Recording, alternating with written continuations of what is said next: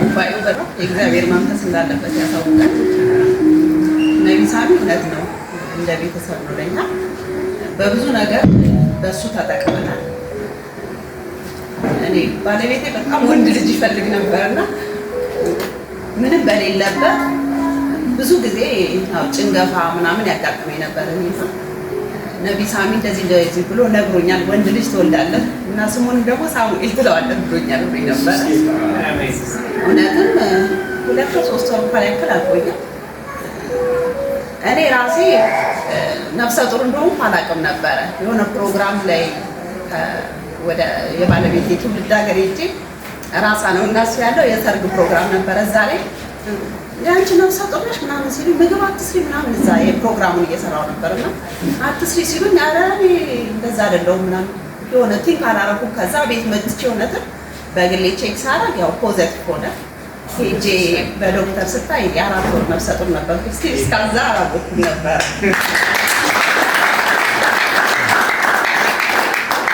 ከዛ የሚከታተል ዶክተር ክርስቲያን ነበረ፣ ዶክተር ታከለ ይባላል። እዛ ያለው ባለቤት አብረን ሄደን የጾታ ለመለየት እንትን ሲል አይ እኔ ጌታ ተናግሮኛል ወንድ ነው የሚሆነው አለ ባለቤቴ ማለት ነው። ከዛ እውነትም ሲታይ እግዚአብሔር በወንድ ልጅ ባረከ።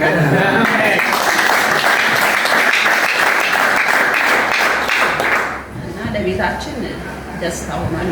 ልጄ ከተወለደ በኋላ ደግሞ የ15 ቀን አራስ እያለ አሞት ነበረ። ነብይ ሳሚ መጥቶ ጸለየለት። ግን ያው ሰው ነኝና አላስቻለኝም። ወደ ሆስፒታል ይዤ ሄድኩ። እዛም ሆኖ ይጸልይልን ነበርና በቃ ይፈወሳል፣ ምንም ይሄ የእግዚአብሔር እጅ ያለበት ልጅ ነው፣ ምንም አይሆንም ማለት። እውነትም እግዚአብሔር እንደረዳን ልጃችን ጤነኛ ሆኖ እስካሁን አድጓል።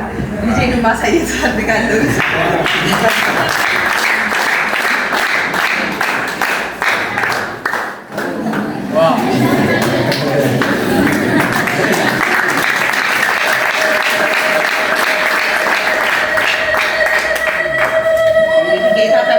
በእርግጥ ሁሉም ልጆች የእግዚአብሔር ስጦታዎች ናቸው። ልጆች የእግዚአብሔር በረከቶች ናቸው። 2 ሴት ልጆች አሉን። ይሄ ግን የእግዚአብሔር ቃል ወጥቶበት በምድረ በዳ ምንም በሌለበት ጌታ ተናግሮን የእግዚአብሔርን እጅ በነብይ ሳሚ ያየንበት በረከታችን ነው። ያው ይሄ ነው ልጅ ነብይ ሳሚ እግዚአብሔር ይባርከው፣ ጉባኤውን ያስፋለት፣ የበረከት ደጆች ይከፈቱለት፣ በገንዘብ በረከት፣ በጤና በረከት፣ በአገልግሎት በረከት የእግዚአብሔር እጅ እንዲከፈትለት እጸልያለሁ። በእሱ ላይ የሚወረወር ማንኛውም የጠላት ስራ ሁሉ በጌታ በኢየሱስ ስም ስራው የፈረሰ ይሁን። የእግዚአብሔር ደጆች የእግዚአብሔር ቃል በኤልያስ በኤልሳ ዘመን የነበረ ያ የእግዚአብሔር እጅ በእግዚአብሔር እጅ የነብይ ሳሚ ላይ እንዲፈስ ጸልይ። ጌታ ኢየሱስ ዘመኑን አገልግሎት ሁሉ ይባርክ። ጌታ ኢየሱስ ይባርከው። አሜን። እናንተም ተባረኩ። ኢየሱስ ይባርክ። እኔ ልባርካቸው። ብላቴናውን በደሙ ልሸፍንና እግዚአብሔር ሆይ ይህን ብላቴና በደም ሸፈን፣ ክፉ አያገኝ፣ ዘመኑ ሁሉ የተባረከ አይምሮ የተከፈተ ይሁን። በኢየሱስ ደም ሸፈንኩ። የትኛው የጠላት ስራ ይፍረስ። እናንተና ቤታችሁ የተባረካችሁ፣ ልጆቻችሁ የተባረኩ ይሁኑ።